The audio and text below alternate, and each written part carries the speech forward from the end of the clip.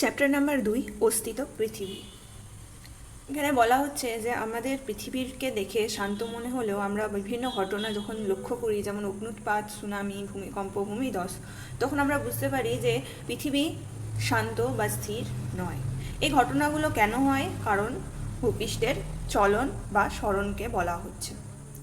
এবার এই বিষয়গুলোকে বুঝবার জন্য, পৃথিবীর চলন বা ভূপৃষ্ঠের চলন বা সরণকে বুঝবার জন্য আমাদের দুটো তত্ত্ব বিজ্ঞানীরা দেন।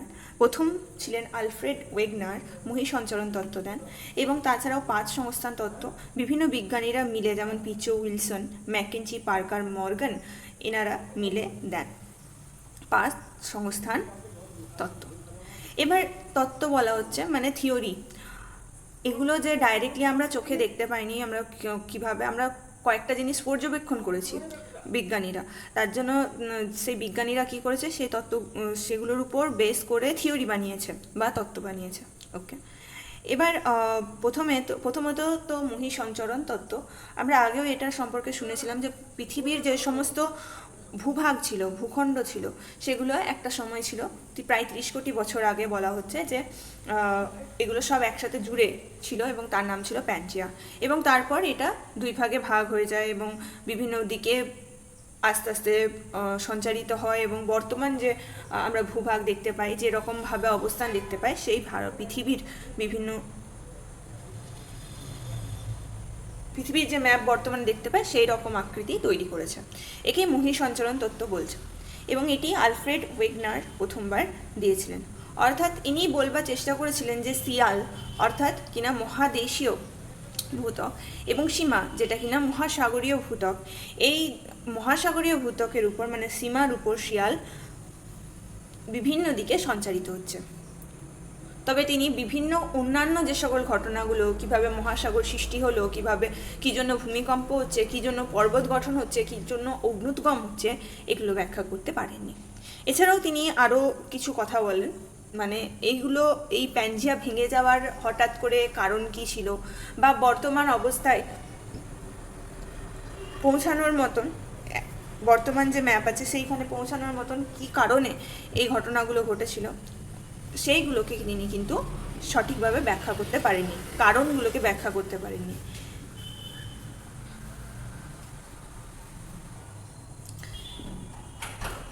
এই কারণগুলো হিসেবে তিনি প্রথমে বলেছিলেন যে সাগরের মানে যে টেথিস সাগর ছিল, দুটো ভূভাগে প্রথমে তো প্যানজিয়া দুদিকে ভেঙে গেছিল। নিচের দিকটা ছিল গন্ডোয়াল্যান্ড, উপরেরটা আর উত্তর দিকের নাম ছিল লরেশিয়া। অর্থাৎ লরেশিয়া আর গোন্ডোয়ানা ল্যান্ড বলে দুটি ভাগে প্রথমবার ভেঙে যায়। উপরের দিকটা লরেশিয়া, নিচের দিকটা ছিল গন্ডোয়ানা, এবং এর মাঝে ছিল টেথিস সাগর। এই টেথিস সাগরের যে এরকম বলেছিলেন যে এই টেথিস সাগরের মতো জোয়ার ভাটা হতো, এবং সেই কারণে কিন্তু প্যানজিয়ার ভাঙন ঘটে, বর্তমান অবস্থা পর্যন্ত এটি আসে। এছাড়াও ইনি বলেছিলেন যে পোলার যে অংশগুলো আছে মানে মেরু অংশের মধ্যে টানের কারণে বর্তমান অবস্থা সৃষ্টি হয়েছে। তো মোট কথা এই কারণগুলো কিন্তু উপযুক্ত কারণ হিসাবে তিনি মানে এগুলোকে উপযুক্ত কারণ হিসাবে কেউই মানতে পারেনি।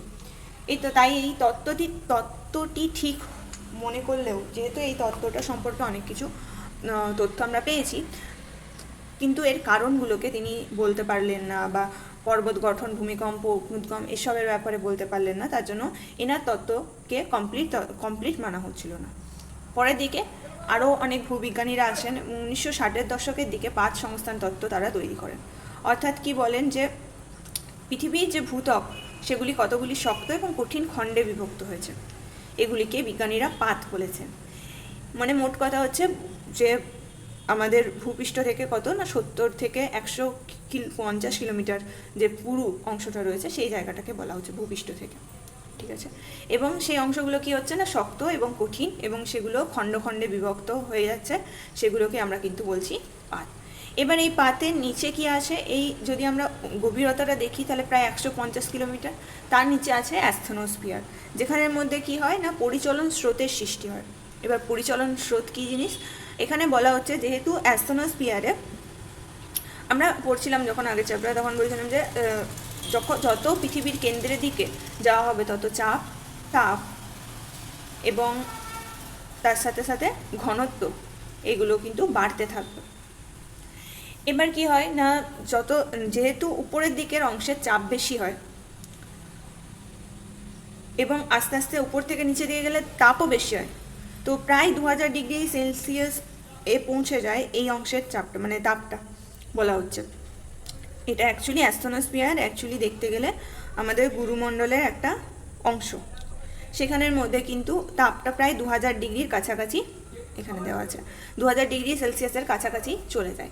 তার ফলে কী হয়, অ্যাকচুয়ালি তো গলে যাওয়ার কথা, কিন্তু যেহেতু উপর থেকে চাপও আস্তে আস্তে বেড়ে যায়, তাই গলনাঙ্ক অ্যাকচুয়ালি এর বেড়ে যায়, মানে কি গলবে, তার জন্য উষ্ণতাটা বেশি লাগবে। এবার এই কারণেই কি হয় না, এই অংশের মধ্যে যে ম্যাগমা রয়েছে সেটি অর্ধেক ভাগ, মানে পিচের মতন দেখতে এক অংশতে রূপান্তরিত হয়, ঠিক আছে, মানে অর্ধগলিত অবস্থায় থাকে মোট কথা, বা অর্ধগলিত, সান্দ্র এসব যেগুলো বলা হচ্ছে। এবার এই স্তরের মধ্যে কি হয় না, নিচের দিকে তো আরও গরম থাকবে, যত নিচের দিকে যাবো তত গরম বাড়বে, তাই যে উপর দিকের স্তরটা ছিল সেটা অপেক্ষাকৃত হালকা হালকা ঠান্ডা হবে, নিচের দিকেরটা কী হবে আরও বেশি, নিচের দিক থেকে আরও বেশি গরম আসবে। তাই অর্থাৎ কী হবে, যেমন একটা জায়গায় জল গরম করলে, গরম করতে চাপালে কী হবে, প্রথমে নিচের স্তরটা গরম হবে, সেই স্তরটা উপর দিকে চলে যাবে এবং তারপরে এই নিচে ঠান্ডা স্তরগুলো নিচের দিকে চলে আসবে। ঠিক সেইভাবেই এখানের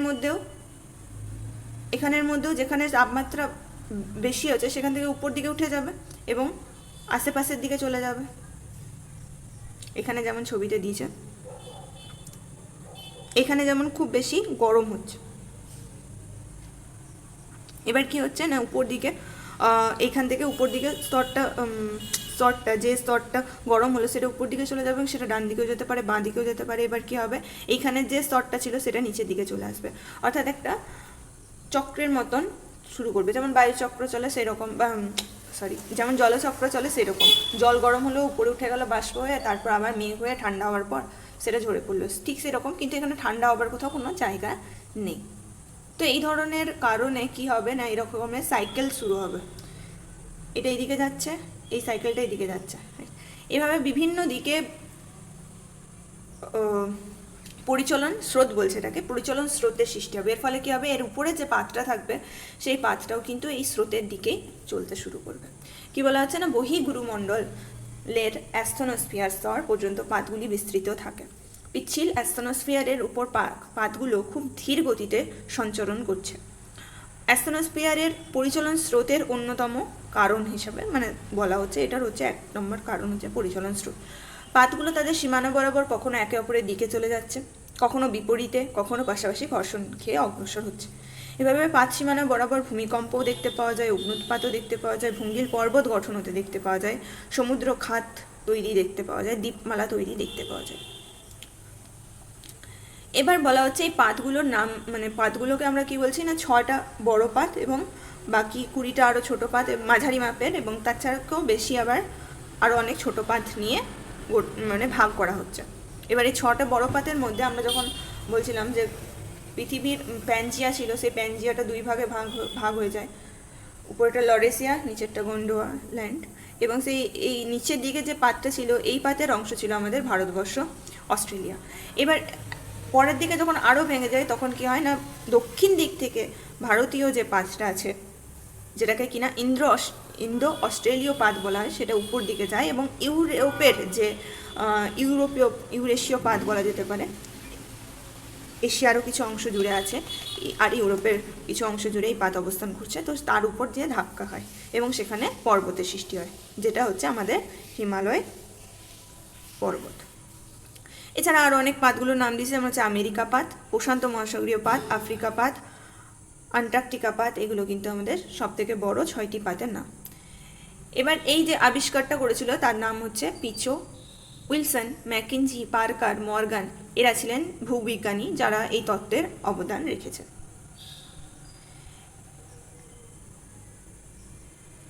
এবার যখন আমরা পড়ছিলাম তখন বুঝতে পারলাম যে 2টি পাত কি হতে পারে না, একে অপরের থেকে দূরে যেতে পারে। এই পাত সীমানাটা যে তৈরি করবে সেইটার নাম দেওয়া হচ্ছে অপসারী বা গঠনকারী পাত সীমানা। তেমনি 2টো পাত একে অপরের দিকে আসতে পারে, এটাকে বলা হচ্ছে অভিসারী পাত সীমানা। বা এখানের মধ্যে বিধ্বংসী বিনাশকারী পাঁচ সীমানাও বলা হয়ে থাকে। আর একটা হচ্ছে যখন একটা উল্টো মানে একে অপরের উল্টো দিকে পাশাপাশি চলে যাবে, সেটাকে বলা হচ্ছে নিরপেক্ষ সীমানা।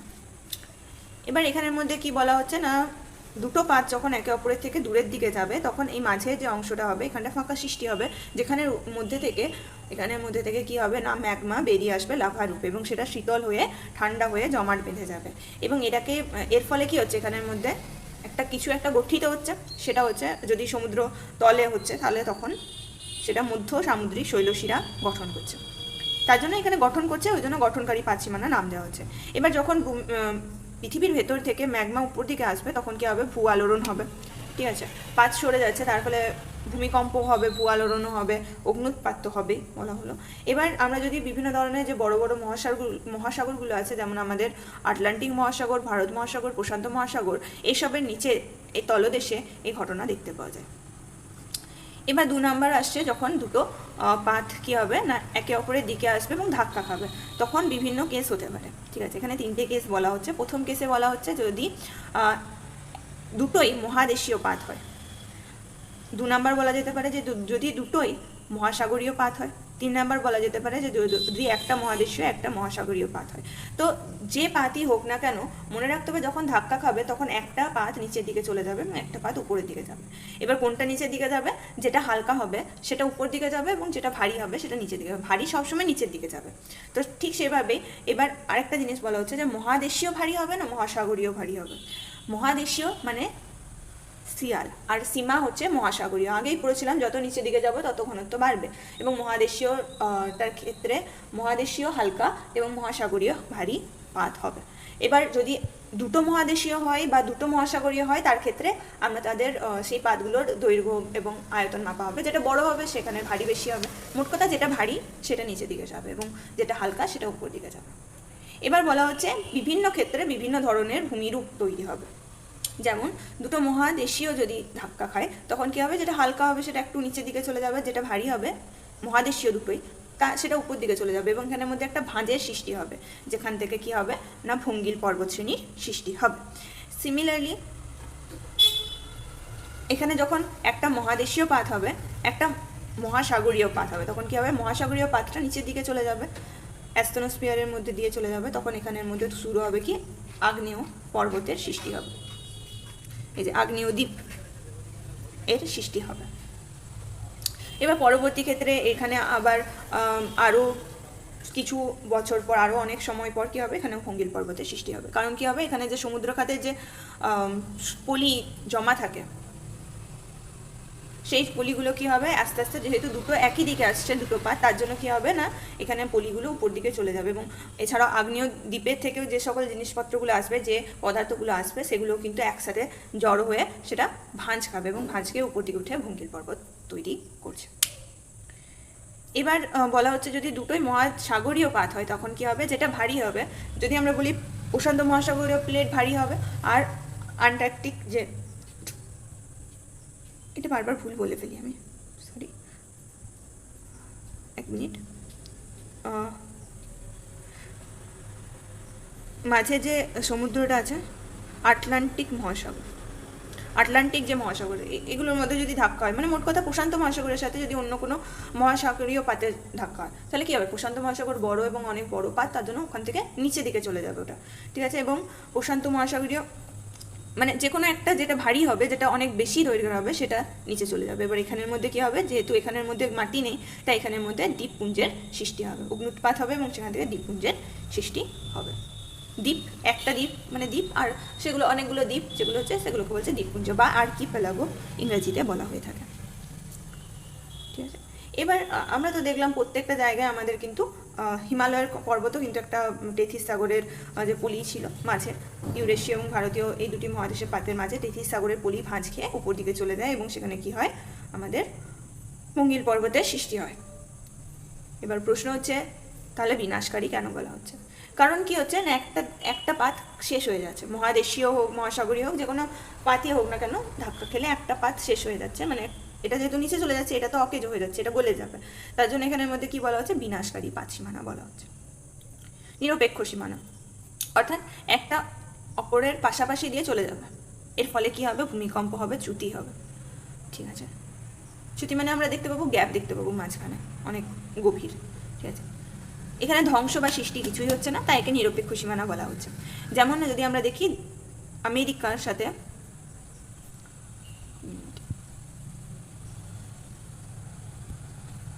এই যে উত্তর আমেরিকা আছে, উত্তর আমেরিকার সাইড এবং প্রশান্ত মহাসাগরের সাইডটা কি হচ্ছে? উত্তর আমেরিকা একদিকে যাচ্ছে আর প্রশান্ত মহাসাগর অন্যদিকে যাচ্ছে। এখানে দেওয়া আছে ভালো করে যে এখানে উত্তর আমেরিকান পাত যাচ্ছে দক্ষিণ দিকে আর প্রশান্ত মহাসাগরীয় পাত যাচ্ছে উত্তর দিকে। তাহলে এখানের মধ্যে কি হবে? নিরপেক্ষ পাত সীমানা সৃষ্টি হচ্ছে এবং এখানে তার জন্য কি হচ্ছে? ভূমিকম্প হচ্ছে এবং এই ভূমিকম্পের প্রকোপে প্রচুর ক্ষয়ক্ষতি হয়। এই যে এখানে দেওয়াই আছে এটা সেম কথা যেটা বললাম, যেটা হচ্ছে সান আন্দ্রিচ চ্যুতিও বলা হয়ে থাকে। এবার নবীন ভঙ্গিল পর্বত কাদের বলেছে? যাদের বয়স 1 থেকে 2.5 কোটি বছর, সেই পর্বতগুলোকে নবীন ভঙ্গিল পর্বত বলা হচ্ছে। যেগুলো 20 কোটি বছরেরও বেশি এবং তার ফলে ক্ষয়প্রাপ্ত হয়ে যাচ্ছে, সেগুলোকে বলছে প্রাচীন ভঙ্গিল পর্বত, যেমন ইউরাল, অ্যালপিলেশিয়ান, আরাবল্লী ইত্যাদি। এবারে হচ্ছে অগ্নুদ্গম। এখানের মধ্যে বলা হচ্ছে যে এই যে অ্যাস্ট্রোস্ফিয়ারের কথা বলা হচ্ছিল বা বহি গুরুমণ্ডলের কথা বলা হচ্ছিল, সেখানে কি রয়েছে? সান্দ্র ম্যাগমা রয়েছে এবং তার সাথে গ্যাস, জলীয় বাষ্প রয়েছে। সেগুলো কি হচ্ছে না ফাটল বরাবর উপর দিকে বিস্ফোরণের সহ প্রচণ্ড জোরে বেরিয়ে আসছে, অথবা কখনো কখনো শান্তভাবেও ভূপৃষ্ঠ থেকে বেরিয়ে আসে। এগুলোকে বলা হচ্ছে অগ্নুদ্গম। এবার যেখান দিয়ে বেরিয়ে আসে সেই জায়গাটাকে কি বলা হচ্ছে? আগ্নেয়গিরি বলা হচ্ছে। ঠিক আছে, উৎসগুলোকে বলা হচ্ছে আগ্নেয়গিরি। এবার আগ্নেয়গিরির লাভাগুলো জমবে এবং লাভাগুলো ঠান্ডা হবে, জমবে এবং সেখানে কি তৈরি করতে পারে? পর্বত তৈরি করতে পারে, তখন আগ্নেয় পর্বত। কোথাও কোথাও সমভূমি তৈরি করতে পারে, কোথাও মালভূমি তৈরি করতে পারে। ঠিক আছে, এখানের মধ্যে মালভূমি যেমন আমাদের দাক্ষিণাত্যের মালভূমিকে বলা যেতে পারে, এছাড়াও আরও অনেক উদাহরণ আছে। তেমনি যেমন সঞ্চয় পর্বত যদি বলা হয় তাহলে জাপানের ফুজিয়ামা আছে, তারপর ইতালির ভিসুভিয়াস আছে, ভারতের ব্যারেন আছে, ইন্দোনেশিয়ার কাকাতুয়া এই জাতীয় কিন্তু পর্বতের উদাহরণ।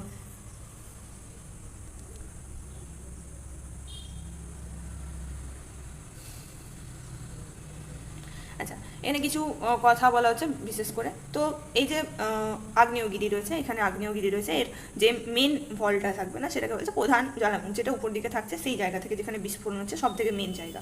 এছাড়াও সেকেন্ডারি বিভিন্ন ধরনের এরকম থাকে। ঠিক আছে, এটা হচ্ছে ম্যাগমা প্রকোষ্ঠ, মানে অ্যাস্ট্রোস্ফিয়ারের ওখানের মধ্যে সাথে এটা যোগ থাকবে। এটা উপর দিকে কেন উঠছে?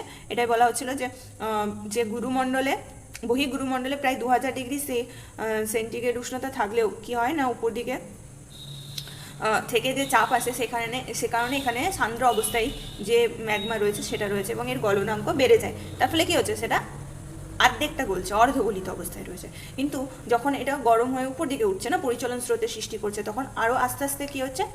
এর গলনাঙ্কটা কমে যাচ্ছে, যেহেতু চাপ কমে যাচ্ছে। ফলে কি হচ্ছে না, এর যে উপর দিকে যখন যাচ্ছে তখন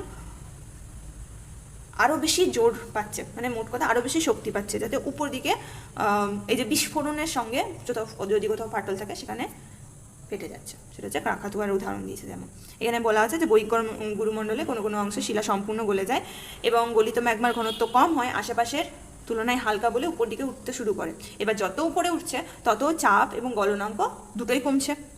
তার ফলে কি হচ্ছে? তরল ম্যাগমা যে জলীয় গ্যাস, জলীয় বাষ্প, সেই জলীয় বাষ্প রূপে রূপান্তরিত হচ্ছে এবং এই যে ম্যাগমাটা সেটা যদি ভূপৃষ্ঠে কোনো দুর্বল ফাটল থাকে সেখান দিয়ে উৎক্ষিপ্ত হচ্ছে। এই যে ভিতরে যখন রয়েছে তখন সেটাকে ম্যাগমা বলা হচ্ছে এবং উপর দিয়ে যখন বেরিয়ে আসছে সেটাকে লাভা বলা হচ্ছে। এবার এই যে অগ্নুদ্গমের কারণে কি বলা হচ্ছে যে অনেক ধরনের জিনিসপত্র বের হয়। এখানের মধ্যে প্রথমবার কি শুরু হয় না, প্রথমবার ডিগ্যাসিফিকেশন বলে একটা তত্ত্ব আছে, যেখানে কি বলা হচ্ছে না এই ভূপৃষ্ঠের অভ্যন্তর থেকে শুধু যে অনেক গ্যাস আছে সেই গ্যাসগুলো বেরিয়ে আসে এবং বর্তমান যে বায়ুমণ্ডল আছে আমাদের সেখানে কাজে লাগে। তেমনি এখান থেকে জলীয় বাষ্প আসে। পৃথিবী তখনও গরম ছিল, তখন জলীয় বাষ্পগুলো কি হয়? আস্তে আস্তে ঘনীভবনের মাধ্যমে মানে ঠান্ডা হয়ে মেঘ তৈরি করে এবং বৃষ্টি শুরু করেছিল এবং তারপরে একটা সময় পর কি হয় না সাগর এগুলো তৈরি হয় এবং এই সাগরগুলো তৈরি হওয়ার পর কি হয় না এখানের মধ্যে প্রথম প্রাণ সৃষ্টি হয়েছিল এবং আরও অনেক অনেক বছর যাবার পর বর্তমানে যে অবস্থা সেই অবস্থায় এখানের মধ্যে এসছে। যেহেতু এখানের মধ্যে দিয়ে আমরা বললাম যে অগ্নুৎপাত হচ্ছে এবং তার ফলে আগ্নেয় পর্বত হোক আগ্নেয় মালভূমি হোক, এসব তৈরি হচ্ছে, তার জন্য এগুলোকে ভূগাঠনিক প্রক্রিয়াও বলা হয়। এবার এই ভূগাঠনিক প্রক্রিয়াকে দুই ভাগে ভাগ করা যায়। যখন ভিতরের কোনো পৃথিবীর ভেতরের অভ্যন্তরের কোনো শক্তির দ্বারা হবে, তখন সেটাকে বলছে, সেগুলো শক্তিগুলোকে বলছে আন্তর্জাতিক শক্তি। তেমনি বাইরের থেকে হলে বলছে বহির্জাত শক্তি। আন্তর্জাতিক শক্তি কিছু কিছু জিনিস খুব হালকা আস্তে আস্তে হয়ে থাকে, সেগুলো বলছে দীর্ঘ সময়ব্যাপী যেগুলো হয় সেরকম ভাগে ভাগ করছে, আর কম সময়ব্যাপীও হয়ে থাকে। যেমন হঠাৎ করে ভূমিকম্প হলো, অগ্নুদ্গম হলো, সেগুলো কিন্তু কম সময়ব্যাপী হয়ে থাকে। এছাড়া বহির্জাত যে প্রক্রিয়াগুলো আছে বা শক্তিগুলো আছে, সেগুলো হচ্ছে নদী, বায়ু, হিমবাহ, সমুদ্র তরঙ্গ ইত্যাদি। এবার এই আগ্নেয়গিরিগুলোকে তিন ভাগে ভাগ করা হচ্ছে। কি জন্য না, কিভাবে এদের উৎক্ষেপণ হচ্ছে, মানে এরা কিভাবে বিস্ফোরণটা হচ্ছে, কত সময় পর পর হচ্ছে, সবগুলোকে নিয়ে দেখে। একটা হচ্ছে সক্রিয়, যেখানের মধ্যে অবিরামভাবে বা প্রায়শই অগ্নুৎপাত চলছে। কিছু কিছু জায়গায় এই সময়টা কি হয় না, বোঝা যায় না যে মানে শেষ হয়ে গেছে, ঠিক আছে, এখন আর কোনো সম্ভাবনা নেই যে এখান থেকে বিস্ফোরণ আর হবে বলে, ঠিক আছে। এগুলোকে বলছে মৃত আগ্নেয়গিরি। কিন্তু এর মাঝামাঝি একটা আছে, সেগুলোকে বলে ডরমেন্ট, ঠিক আছে। যেমন হচ্ছে সুপ্ত আগ্নেয়গিরি, মানে হচ্ছে দীর্ঘকাল পর্যন্ত এখনো পর্যন্ত তো অগ্নুৎপাত হয়নি, কিন্তু ভবিষ্যতে হবারও সম্ভাবনা আছে। এগুলো সব থেকে বেশি ক্ষতিকারক, কারণ আমরা প্রেডিক্ট করতে পারি না, তাই এগুলো বিপজ্জনক হয়ে যায় যে কখন এটা হবে। যেমন কাকাতুয়া যে আগ্নেয়গিরির কথা বলা হচ্ছে ইন্দোনেশিয়ার, সেটা প্রায় 200 বছর পর হঠাৎ করে আবার অগ্নুৎপাত হওয়ার কারণে 3টে শহর ধ্বংস করে দিয়েছিল। এবারে যে মৃত আগ্নেয়গিরিগুলো বলছে, যেমন বলছে মেক্সিকোর পারকুটিন হোক, মায়ানমারের পোপো হোক, এগুলো কি হচ্ছে অনেক আগে বিস্ফোরণ ঘটিয়েছে, কিন্তু ভবিষ্যতে আর সম্ভাবনা প্রায় নেই। কিন্তু একটা চান্স থাকে, খুব কম চান্স থাকবে যে হতেও পারে, কিন্তু বেশিরভাগ ক্ষেত্রে বলা যেতে পারে যে আর হবে না। এগুলোকে বলছে মৃত আগ্নেয়গিরি বলে ঘোষণা করা হয়। তেমনি সক্রিয় আগ্নেয়গিরির উদাহরণ আমরা যদি দেখি, মানে অর্থাৎ এখনো পর্যন্ত অবিরামভাবে, যেমন সিসিলি দ্বীপের এটনা, লিপারি দ্বীপের স্ট্রম্বলি কিন্তু আমরা আগের ক্লাসে ইউরোপে পড়েছিলাম। তেমনি হাওয়াই দ্বীপের মৌনালোয়া, কিলাওয়া, ভারতের ব্যারেন, এগুলো কিন্তু সক্রিয় আগ্নেয়গিরির উদাহরণ। এবার বলা হচ্ছে যে কিছু কিছু আগ্নেয়গিরি থেকে যে লাভাগুলো বের হয়, সেই লাভাগুলো অনেক সময় অনেক ধরনের হতে পারে। দুই ধরনের বলছে, একটা হচ্ছে খুব পাতলা, গাঢ় কম, ঠিক আছে, তার ফলে এটি খুব তাড়াতাড়ি অনেক দূর এরিয়া পর্যন্ত চলে যায়, যেমন হচ্ছে হাওয়াই দ্বীপের আগ্নেয়গিরি। তেমনি কিছু কিছু জায়গায় কি হয় না, খুব গাঢ় হয়ে থাকে, তার ফলে অনেক দূরে যেতে পারে না, ঠিক আছে, যেমন ইন্দোনেশিয়ার আগ্নেয়গিরি। এবার বলা হচ্ছে ভূমিকম্প কি বলা হচ্ছে না, যখন অভিসারী হোক, অপসারী হোক বা নিরপেক্ষ হোক, যে কোনো পাঁচসীমানা হোক না কেন, আমরা ভূমিকম্প দেখতে পাবো। কারণ কি বলা হচ্ছে যে ভূমিকম্প আর অন্য কিছুই নয়, কেন এর মধ্যে যে ভেতরে, পৃথিবীর ভেতরে অভ্যন্তরে হঠাৎ করে শক্তির, এখানে দেওয়া আছে,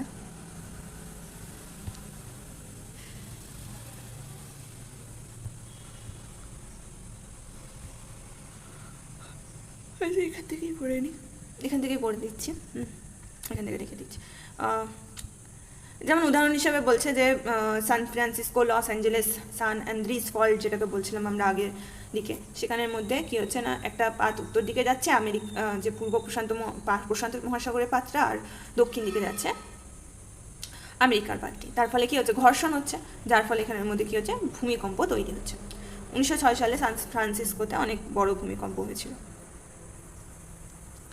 এবং বলছে প্রতিটা পাঁচসীমানাতে এই ধরনের আগ্নেয়গিরি এবং ভূমিকম্প প্রায়শই জায়গায় দেখতে পাওয়া যায়।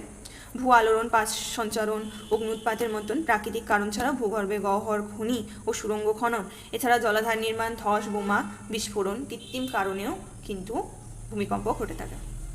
এবার বলা হচ্ছে পৃথিবীর কোথাও না কোথাও কখনো না মানে প্রতি মুহূর্তেই কম্পিত হচ্ছে। কিছুগুলো খুব বেশি হয়, সেগুলো আমরা আমাদের নজরে সবসময় আসে, আর কিছু কিছু জায়গায় কম বেশি সব জায়গায়ই হয়ে থাকে, ঠিক আছে। এখানের মধ্যে বলা হচ্ছে যে সঞ্চিত যে শক্তি রয়েছে পৃথিবীর অভ্যন্তরে, সেটা হঠাৎ করে মুক্ত হলে পৃথিবী কেঁপে ওঠে, মানে ভূত্বক কেঁপে ওঠে, সেখান থেকে আমাদের বলছে ভূমিকম্প হয়ে থাকে। এবার যে ভূমিকম্প যেখান থেকে শুরু হচ্ছে, যেই স্থান থেকে শুরু হচ্ছে, ঠিক আছে, সেই জায়গাটাকে বলা হচ্ছে ভূমিকম্পের কেন্দ্র বা ফোকাস। এবার এখান থেকে যদি আমি লম্বাভাবে উপর দিকে যাই, যেখানের মধ্যে পৃথিবীর মধ্যে যে অংশটা রয়েছে পড়ছে, সেটাকে বলা হচ্ছে উপকেন্দ্র। মানে হচ্ছে ফোকাস বলা হচ্ছে যে মাটির নিচের দিকে যে স্তরে যাই হোক না কেন, সেখানের মধ্যে যে শক্তির হঠাৎ করে সঞ্চিত শক্তি মুক্ত হচ্ছে, সেই অংশটা হচ্ছে কেন্দ্র বা ফোকাস। আর এপিসেন্টার বা উপকেন্দ্র হচ্ছে তার থেকে লম্বাভাবে গেলে আমরা যে একদম উপরে বিন্দুটা পাবো ভূপৃষ্ঠে, সেই বিন্দুটাকে বলছে এপিসেন্টার। এবার এখান থেকে কি হয় না, যেমন জলের মধ্যে ঢেল ফেললে চারিদিকে তরঙ্গের আকারে সেইগুলি বাইরের দিকে চলে যেতে থাকে, ঠিক সেভাবে এখানের মধ্যে থেকেও উপকেন্দ্রের মধ্যে থেকেও চারিদিকে এই তরঙ্গটা প্রবাহিত হতে থাকে। এবার একটা ইন্টারেস্টিং জিনিস, ঠিক আছে, এই এপি শব্দটা থাকলে সবসময় মনে রাখতে হবে আর্থের সাথে, মানে যদি আমরা এখানে দেখি ভূগোলে, তখন আমরা কিন্তু আর্থের সাথে যোগ করতে পারি, মানে পৃথিবীর সাথে। অর্থাৎ এপি সেন্টার মানে কি হবে না, পৃথিবীর উপর যে কেন্দ্রটা হবে। ফোকাস মানে কোনটা হবে, যেটা ভূগর্ভের অন্তরে হবে, মানে ভেতরে হবে, সেটাকে বলছে ভূমিকম্পের কেন্দ্র এবং ভূমিকম্পের উপকেন্দ্র। এটা ঠিক আছে। এবার বলা হচ্ছে যে এই যে চারিদিকে তরঙ্গের আকারে যাচ্ছে, তখন সেখানে তিনটে তরঙ্গের সৃষ্টি হয়। একটা হচ্ছে পি, একটা হচ্ছে এস এবং একটা হচ্ছে পৃষ্ঠ তরঙ্গ। এবার পি তরঙ্গ প্রথম সারফেসে হিট করে, মানে হচ্ছে আমাদের ভূপৃষ্ঠে এসে প্রথম এসে পৌঁছায়। এর গতি দ্রুত হয়, সব থেকে বেশি দ্রুত হয় 6 কিলোমিটার পার সেকেন্ড। প্রথম এসে পৌঁছায় বলে প্রাথমিক তরঙ্গ নাম দেওয়া হয়েছে। এবং এখানে কি হবে না, যদি আমরা কোনো একটা টেবিলকে নিয়ে এবং সেটাকে আগে এবং পিছিয়ে নিয়ে যায়, তাহলে যেরকম একটা তরঙ্গ আসবে না, ঠিক সেরকম, মানে সংকোচন আর প্রসারণের যে কারণে যে তরঙ্গ তৈরি হবে, ঠিক সেরকম টাইপের এই তরঙ্গটা হবে। খুব তাড়াতাড়ি হবে, ঠিক আছে, বোঝা যাচ্ছে 6 কিলোমিটার পার সেকেন্ডের মধ্যে এটাই ভূপৃষ্ঠে এসে পৌঁছাবে। সেকেন্ডে যেটা ভূপৃষ্ঠে এসে পৌঁছাবে পি এর পর, সেটাকে বলছে এস, ঠিক আছে। এস মানে সলিডের মধ্যে দিয়ে, শুধুমাত্র কঠিন পদার্থের মধ্যে দিয়ে যাবে, অন্য যে তরল হোক গ্যাসীয় হোক তাদের মধ্যে দিয়ে এটি যাবে না। কেন যাবে না, কারণ এটি হচ্ছে কীরকম না, উপর নিচ এরকমভাবে যাবে, ঠিক আছে, উপর নিচ মানে ঢেউ খেলানো টাইপের। তার জন্য এর প্রবাহের জন্য কঠিন পদার্থের দরকার, তাই এটি শুধুমাত্র কঠিনের মধ্যে দিয়ে প্রভাবিত হবে। মোট কথা এস ফর সলিড মনে রাখলে কিন্তু হয়ে যাবে, ঠিক আছে। এটা হচ্ছে সেকেন্ডারি ওয়েভ, প্রাথমিক হয়ে গেল, সেকেন্ডারি হয়ে গেল। এখানে বলেছে বস্তুকণার ওঠানামার মাধ্যমে প্রবাহিত হয়, ঠিক আছে। এবার হচ্ছে যেগুলো এই যে এই উপকেন্দ্রতে ভূপৃষ্ঠ বরাবর পৃষ্ঠ তরঙ্গ ছড়িয়ে পড়ে, ঠিক আছে, মানে মাটিতে আসার পর ধাক্কা করার পর এখান দিয়ে যে তরঙ্গগুলো বেরিয়ে যাচ্ছে সেগুলোকে বলছে পৃষ্ঠ তরঙ্গ। এবং এটাকে দুই ভাগে ভাগ করছে, একটা হচ্ছে লাভ তরঙ্গ, একটা হচ্ছে র্যালে তরঙ্গ। এগুলো অবশ্যই সব থেকে বেশি ক্ষতিকর হবে, কারণ মানুষের ক্ষতি করবার জন্য এই তরঙ্গগুলোই যথেষ্ট। মানে মোট কথা এই তরঙ্গগুলো যেহেতু মাটির উপর কাজ করবে, তাই বেশি পরিমাণে ক্ষয়ক্ষতি হবে। এবার এই আগের চ্যাপ্টারে যেরকম বলা হচ্ছিল যে পি তরঙ্গ আর এস তরঙ্গের বিভিন্ন ধরনের তরঙ্গগুলোর প্রতিফলন প্রতিসরণ সমীক্ষা করে কিন্তু এরা যে ভূবিজ্ঞানীরা আছেন, তারা ভেতরে কি আছে পৃথিবীর অভ্যন্তরের গঠন সম্পর্কে মানে ওনারা গবেষণা করে থাকেন। ওকে, আচ্ছা, এখানে যখন আগের চ্যাপ্টারে পড়ানো হচ্ছিল তখন এসটাকে আমি ভুল করে বলে ফেলেছিলাম যে এসটাকে যখন আমি পড়া হচ্ছিল তখন আমরা এসটাকে ভুল করে বলে ফেলেছিলাম যে তরল আর গ্যাসের মধ্যে দিয়ে যাবে, কঠিনের মধ্যে দিয়ে নয়। এটা উল্টো বলা হয়েছিল, ঠিক আছে। কঠিন পদার্থের মধ্যে দিয়ে কিন্তু এস যাবে, বাকি কারোর মধ্যে দিয়ে যাবে না। এস মানে সলিড, সলিড মানে কঠিন, এভাবে মনে রাখলে বিষয়টা মনে রয়ে যাবে, ঠিক আছে। এবার ভূমিকম্পকে মাপা হয় কীরকম ভাবে মাপা হয়, বলছে যে এখানে একটা কি হয় না, এখানের মধ্যে একটা সিসমোগ্রাফ বলে যন্ত্র থাকে। কি হয় না, শক্ত ফ্রেম আর স্প্রিংয়ের সাথে একটা ভারী, এখানের মধ্যে যদি দেখি শক্ত ফ্রেমের মধ্যে একটা স্প্রিংয়ের সাথে একটা ভারী ওজন এবং পেন ঝোলানো থাকে। এবং এই যে এই বেলনের উপরে কি হবে না, এই ছবিগুলো রোল জড়ানো থাকবে এবং সেগুলোর মধ্যে দিয়ে যখন ভূমিকম্প হবে তখন এই ধরনের ছবি আঁকা হবে। আপনার থেকে যেভাবে পৃথিবীর মধ্যে ভূমিকম্প হবে সেই রকম আকৃতির এখানের মধ্যে তরঙ্গগুলো আঁকা হবে। এবং সেই আঁকাবাঁকা যে ঢেউ খেলানো দাগ পড়বে, এইটাকে বলা হচ্ছে এই যে ছবিটা এলো সেটাকে বলছে সিসমোগ্রাফ। এবার এখানের মধ্যে একটা হচ্ছে রিক্টার স্কেল। রিক্টার স্কেল কী জিনিস, চার্লস রিক্টার তিনি 0 থেকে 10 পর্যন্ত আঁকা দাগ আঁকা একটা সূচক নিয়েছিলেন, যেটা কি করবে না, ভূমিকম্পের ক্ষয়ক্ষতি এবং তীব্রতার মাত্রা পরিমাপ করবার জন্য ব্যবহার করা হয়, ঠিক আছে। এখানে বলা হচ্ছে যদি 6-এর থেকে বেশি হয় তাহলে প্রচুর ক্ষতিকর বলে মানা হয়। এবার ভূমিকম্প হলে